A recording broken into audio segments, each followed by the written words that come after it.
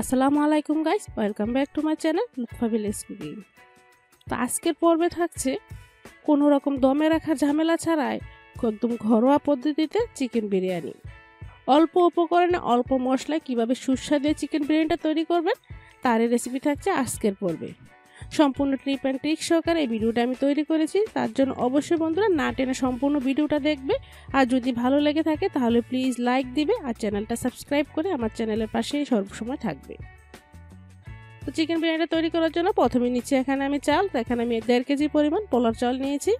তো চালটাকে প্রথমে আমি ভিজিয়ে রাখবো। বিরিয়ানি রান্নার ক্ষেত্রে কিন্তু অবশ্যই চালটা আধ ঘন্টা আগে বা 10 মিনিট আগে ভিজিয়ে রাখলে হবে। তো দেখতে পাচ্ছ পর্যাপ্ত পরিমাণ পানি দিয়ে আমি চালটা প্রথমে ভিজিয়ে রাখছি। তারপর লাগছে এখানে চিকেন। তো চিকেনের পিসগুলো আমি মিডিয়াম সাইজের টুকরা করে কেটে নিয়েছি, একদম বড় টুকরা করে নিই আর একদম ছোট ছোট পিসও করে নিই। তো এরকম করে আমি 2 কিলো পরিমাণ চিকেন নিয়েছি। তার নিচে এখানে বড় সাইজের 2টা আলু এরকম মাঝারি সাইজের টুকরা করে কেটে নিয়েছি। তারপর চুলায় প্যান বসিয়ে দিয়ে দিচ্ছি 1/2 কাপ পরিমাণ তেল। তেলটা যখন গরমে আসবে তারপর দিয়ে দিচ্ছি এখানে আলু। তো আলুটাকে প্রথমে একটু হালকা লবণ দিয়ে আমি ভেজে নিব। তো চুলার হিটটা মিডিয়ামে রেখে বন্ধুরা আমি আলুটা ভেজে নিচ্ছি। তো একটু ঢাকনা দিয়ে ঢেকে দিব, এতে করে আলুটা খুব তাড়াতাড়ি সিদ্ধ হয়ে যাবে আর খুব সুন্দর করে ভাজাও হয়ে যাবে। তো দেখতে পাচ্ছ আলুটা ভাজা হয়ে গেছে, এখন আমি তেল থেকে তুলে নিচ্ছি।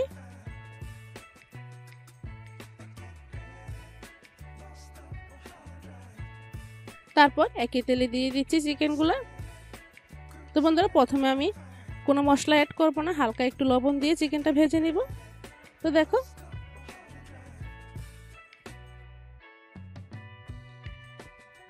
তো দেখো 2 থেকে 3 মিনিট ভাজার পর চিকেনটা এরকম হয়ে গেছে। এখন আমি দিয়ে দিচ্ছি পেঁয়াজ কুচি। তারপর একে একে সব মশলাগুলো আমি অ্যাড করে দিচ্ছি। তো প্রথমে দিচ্ছি এখানে আমি 2 টেবিল চামচ আদা বাটা আর 1.5 টেবিল চামচ দিচ্ছি রসুন বাটা।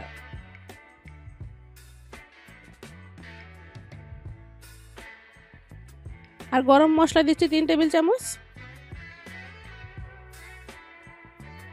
বাদাম বাটা দিচ্ছি 1.5 টেবিল চামচ আর 1 টেবিল চামচ দিচ্ছি টমেটো সস। টমেটো সসটা অবশ্যই বন্ধুরা দিবেন, কোনোভাবে স্কিপ করবে না, এতে করে বিরিয়ানির কালারটা খুবই সুন্দর আসে আর খেতেও কিন্তু দুর্দান্ত লাগে। আর একদম সামান্য পরিমাণে দিয়ে দিচ্ছি সয়া সস। হাতের কাছে থাকলে দিবেন, না থাকলে এটা স্কিপ করলেও হবে। তারপর আমি মশলাগুলো ভালো করে মিশিয়ে নিচ্ছি। তো বন্ধুরা তারপর আমি মশলাগুলো ভালো করে মিশিয়ে নিচ্ছি। মিশানো হয়ে গেলে এ পর্যায়ে আমি ঢাকনা দিয়ে ঢেকে লো আঁচে কিছুক্ষণ রান্না করে নিব। তো দেখতে পাচ্ছ ঢাকনাটা খুলে নিলাম। তারপর দিয়ে দিচ্ছি এখানে বড় সাইজের 2টা তেজপাতা মাঝখানে।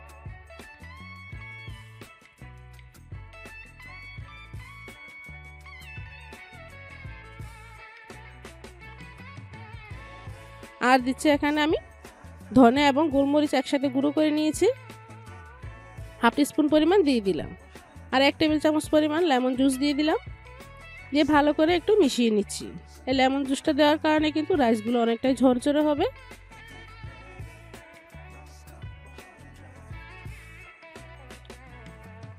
তো দিয়ে ভালো করে কষিয়ে নিয়ে তারপর দিয়ে দিচ্ছি এখানে ভেজে রাখা আলুটা দিয়ে আবার একটু নেড়েচেড়ে মিশিয়ে নিচ্ছি। এখন দিয়ে দিচ্ছি বিরিয়ানির যে প্যাকেটিং মশলাটা। তো আজকে আমি ফ্রেশের মশলাটা দিয়ে রান্না করব। অর্ধেকটা মশলা দিয়ে নিলাম, দিয়ে ভালো করে একটু নেড়েচেড়ে মিশিয়ে নিচ্ছি।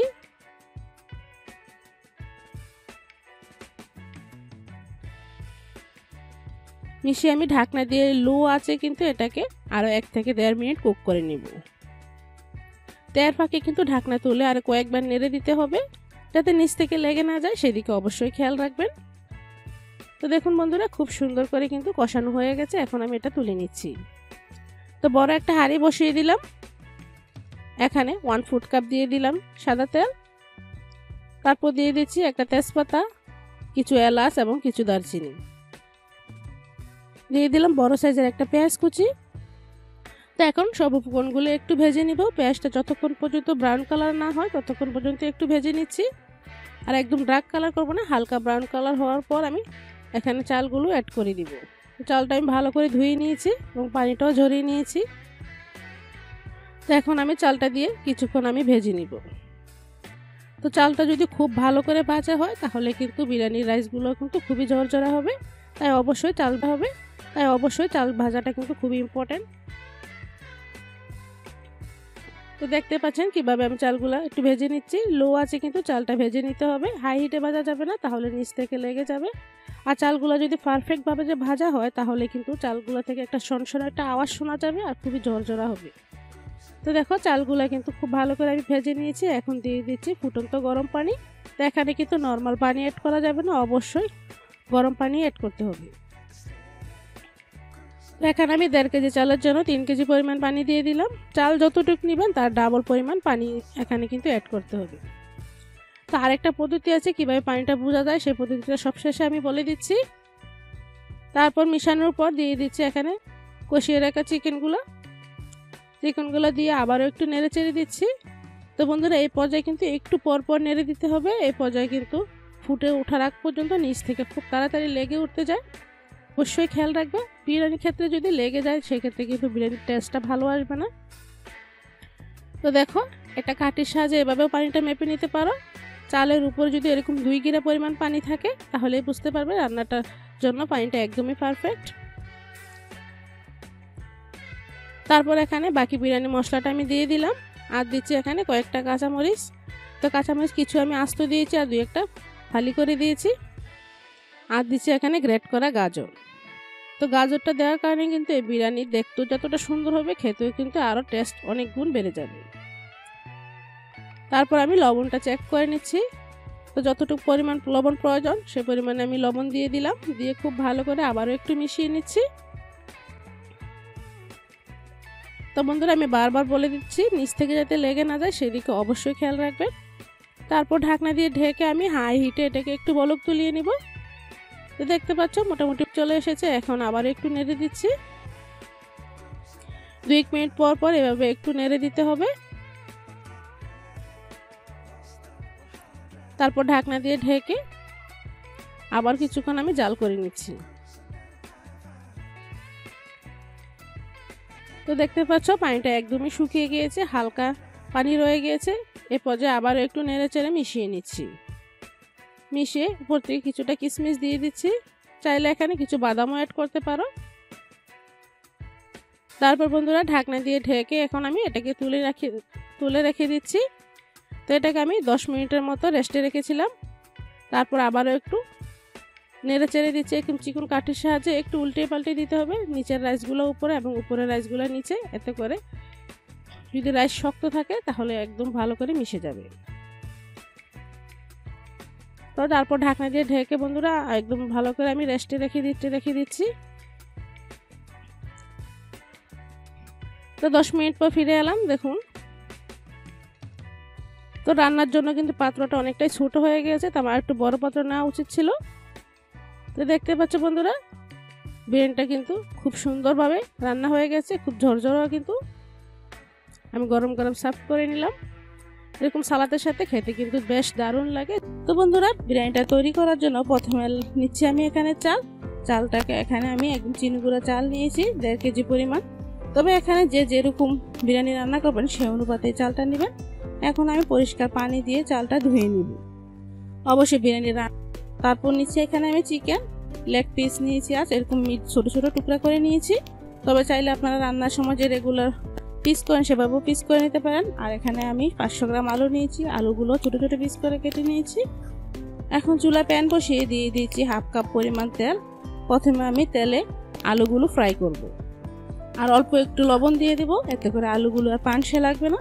আর অবশ্যই আলুগুলো ভাজার সময় একটু লবণ দিবেন, তাহলে দেখবেন রান্নার পরও আলুগুলো পানসে লাগবে না।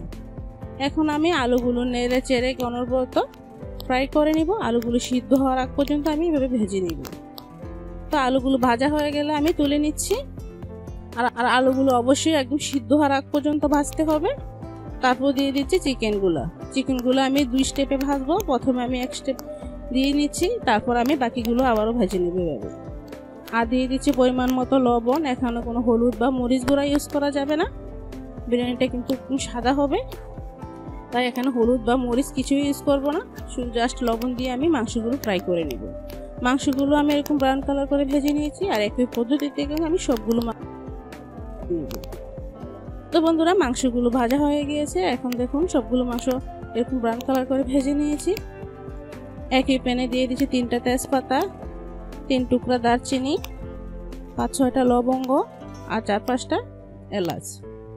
একটু ভাজা হয়ে গেলে দিয়ে দিচ্ছি 1/2 কাপ পরিমাণ পেঁয়াজ কুচি। পেঁয়াজটা এখন একটু ভেজে নেব, পেঁয়াজটা নরম হওয়ার আগ পর্যন্ত একটু ভেজে নেব চুলার হিটটা বাড়িয়ে। তো দেখুন পেঁয়াজটা একদম নরম হয়ে গিয়েছে। এখন দিয়ে দিচ্ছি 3 টেবিল চামচ আদা রসুন বাটা। এখানে আমি আদা রসুন বাটা একসাথে পেস্ট করে নিয়েছি। আর দিচ্ছি 2 টেবিল চামচ বাদাম বাটা। 4-5টা মরিচ আমি মাঝখান থেকে এভাবে ছিঁড়ে দিয়েছি। চাইলে এখানে আস্ত দিতে পারেন, তবে একটু হালকা ঝাল হওয়ার জন্য আমি একটু মরিচটা ছিঁড়ে দিয়েছি। আর দিচ্ছি 1 টেবিল চামচ ধনে গুঁড়ো আর 2 টেবিল চামচ গরম মশলা গুঁড়ো। তবে এখানে আমি মশলা পরিমাণটা একটু কম ইউজ করতেছি।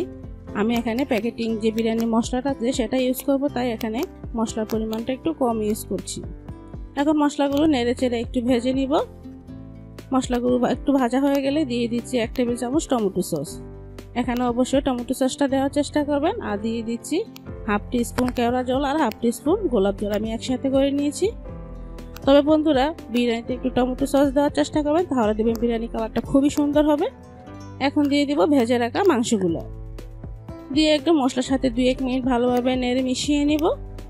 তো দেখুন 2-1 মিনিট পর আমি দিয়ে দিচ্ছি ভেজে রাখা আলুগুলো দিয়ে দিব 1 কাপ পরিমাণ লিকুইড দুধ। তবে চাইলে এখানে আপনারা টক দই ইউজ করতে পারেন, সেক্ষেত্রে 1/2 কাপ পরিমাণ টক দই দিতে পারেন। এখন নেড়ে চেড়ে মিশিয়ে ঢাকনা দিয়ে ঢেকে 2 থেকে 3 মিনিট আমি কষিয়ে নেব, চুলা হিটটা একদম লোতে রেখে। তো 2 থেকে 3 মিনিট পর ঢাকনাটা তুলে নিলাম। তারপর আবারও একটু নেড়ে দিব, আর অবশ্যই খেয়াল রাখবেন নিচ থেকে যাতে লেগে না যায়। তো এভাবে আমি নেড়ে চেড়ে আমি মাংসগুলোর সাথে আলুগুলো ভালো করে কষিয়ে নেব। আর দুধটা দেওয়ার কারণে কিন্তু খুবই ভালোভাবে কষে যাবে আর নিচ থেকে লেগেও যাবে না। তো আবারও ঢাকনা দিয়ে ঢেকে দিলাম 2 মিনিটের জন্য। 2 মিনিট পর আবার ঢাকনা তুললাম। দেখুন তেলটা একদম উপরে চলে এসেছে, আমার মাংসটাও ভালোভাবে কষানো হয়ে গেছে। আর মাংসটা আমি একদম পোড়া করবো না, এরকমভাবেই নামিয়ে নেব। এটা তুলে আমি সাইডে রেখে বড় একটা হাঁড়ি বসিয়ে দিয়ে দিচ্ছি 2 টেবিল চামচ তেল।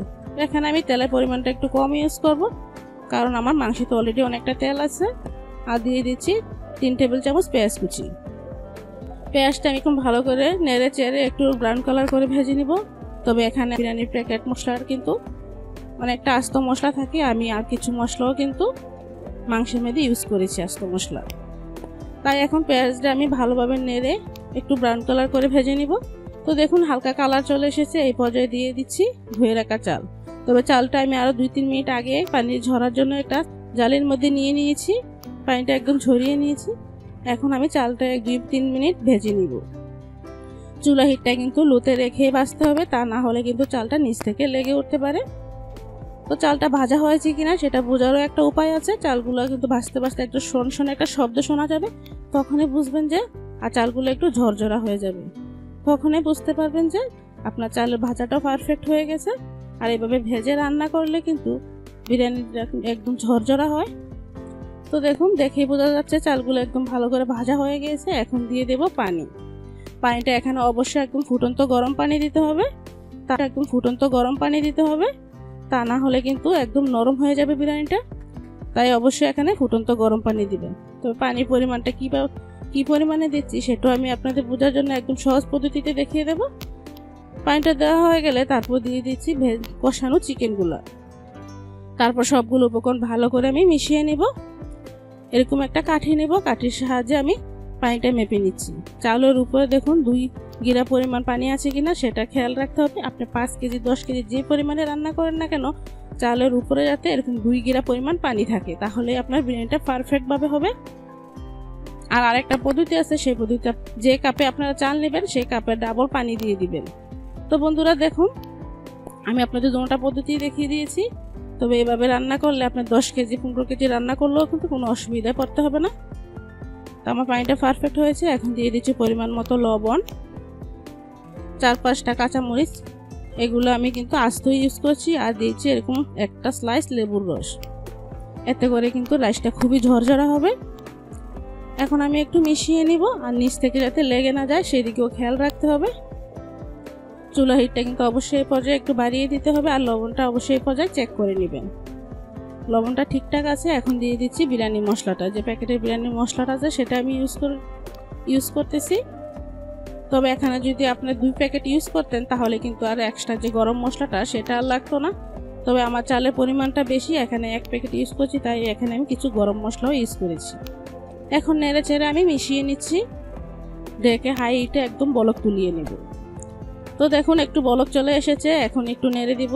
আর এই পর্যায়ে কিন্তু অবশ্যই নিচ থেকে লেগে উঠতে পারে, খেয়াল রাখবেন। নিচ থেকে লেগে গেলে কিন্তু বিরিয়ানিটা খেতে ভালো লাগবে না, তাই 2 থেকে 1 মিনিট পর পর কিন্তু এভাবে একটু নেড়ে দিবেন, তাহলে আর নিচ থেকে লেগে যাবে না। যখন ফুটে যায় তখন চুলা হিটটা কিন্তু একদম লোতে নিয়ে যেতে হবে। তারপর দিয়ে দিচ্ছি কিছু কিশমিশ।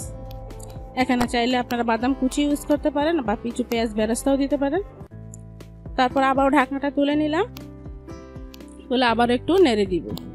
এরকম কাঠির সাহায্যে নাড়বেন, তাহলে খুবই ইজিলি নাড়তে পারবেন, আর রাইসগুলো একটার সাথে একটা লেগে যাবে না। তারপর একটু সুন্দর ফ্লেভারের জন্য দিয়ে দিচ্ছি 2 টেবিল চামচ ঘি। তবে এখানে ঘিয়ের পরিমাণটা আরও বাড়িয়েও দিতে পারেন, যত ঘি দিবেন সেন্টটা কিন্তু ততই ভালো আসবে। তারপর আমি তুলে দমে রেখে দিব 5 মিনিট। তো 5 মিনিট পর দেখুন আমি এরকম কাঠির সাহায্যে আবারও একটু উল্টিয়ে পাল্টিয়ে দিচ্ছি। উপরের রাইসগুলো নিচে নিচ্ছি, আর নিচের রাইসগুলো একটু উপরে নিচ্ছি, এতে করে সবগুলো রাইসে একরকম হবে। তা না হলে কিন্তু এভাবে ঠিক 5-6 মিনিট পর যদি এভাবে একটু উল্টিয়ে পাল্টিয়ে না দেন, তাহলে উপরের রাইসগুলো শক্ত থাকবে আর নিচের রাইসগুলো একদম ভালো করে কুক হয়ে যাবে। তাই 2 থেকে 3 মিনিট বা 5 মিনিট পরে এভাবে নেড়ে দিতে হবে। তো বন্ধুরা 10 মিনিট পর আবারও ফিরে এলাম। এর ফাঁকে কিন্তু আমি আরও একবার নেড়ে দিয়েছিলাম। তো দেখুন রাইসটা কিন্তু একদম ঝরঝরা হয়ে গিয়েছে। তবে একটু গরম বেশি, তাই একটু আঠালো মনে হচ্ছে। একটু যখন ঠান্ডা হয়ে যাবে তখন দেখবেন একদম ঝরঝরা হয়ে গিয়েছে। তো আমার বিরিয়ানিটা তৈরি হয়ে গেছে, এখন আমি গরম গরম সার্ভ করে নিচ্ছি। তো বন্ধুরা বিরিয়ানিটা দেখেই বোঝা যাচ্ছে কতটা পারফেক্ট হয়েছে। তো রেসিপিটি ভালো লাগলে অবশ্যই লাইক করবেন, শেয়ার করবেন, আর আমার চ্যানেলটি সাবস্ক্রাইব করে আমার পাশেই থাকবেন। আর আপনাদের বোঝার সুবিধাতে একদম সহজ পদ্ধতিতে আমি তৈরি করে দেখানোর চেষ্টা করেছি। এরপরও যদি আপনাদের কোনো জায়গায় বুঝতে অসুবিধা হয় তাহলে অবশ্যই আমাকে কমেন্ট করে জানাবেন, আমি রিপ্লাই দেওয়ার চেষ্টা করব। তো বন্ধুরা ভিডিওটি দেখে না চলে গিয়ে অবশ্যই চ্যানেলটি সাবস্ক্রাইব করবেন, সাবস্ক্রাইব করে আমার পাশেই থাকবেন। আজ এখানে শেষ করছি, পরবর্তী ভিডিওতে আবারও দেখা হবে।